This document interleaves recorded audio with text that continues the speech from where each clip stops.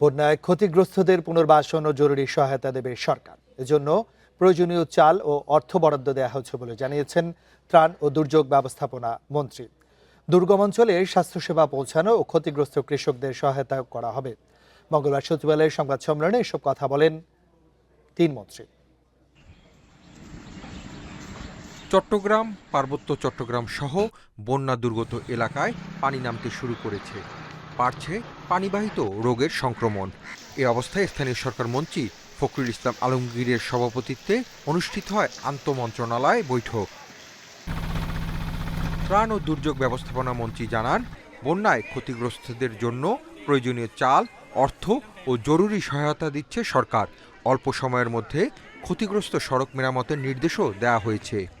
ক্ষতিগ্রস্ত পরিবারগুলোকে পুনর্বাসনের জন্য যেগুলো রাস্তাঘাট ক্ষতিগ্রস্ত হয়েছে, সড়ক জনপথ, তারা সেটা মেরামত করবে অল্প সময়ের মধ্যে। স্থানীয় সরকার মন্ত্রণালয়ের আওতাধীন যে সমস্ত সড়ক তারা সেটা মেরামত করবে। আমরা আমাদের মন্ত্রণালয় থেকে যদি কাঁচা সড়ক থেকে থাকে সেগুলোকে আমরা কাবিটা দিয়ে মেরামত করব। এবং খাদ্য মন্ত্রণালয় থেকে জরুরি ভিত্তিতে এই সমস্ত জায়গাগুলো খাদ্য বান্ধব কর্মসূচি চলমান থাকবে। বন্যায় বীজতলা নষ্ট হওয়ায় ক্ষতিগ্রস্ত কৃষকদের ধানের চারা, সার, প্রাণীদের খড়, ঘাস ও গোখাদ্য দেওয়া হবে বলে জানান কৃষিমন্ত্রী।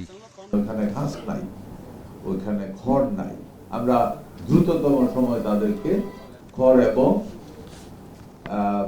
ভুসি জাতীয় খাবার, ড্রাই খাবার দেওয়ার জন্য, গরুর জন্য, ছাগলের জন্য।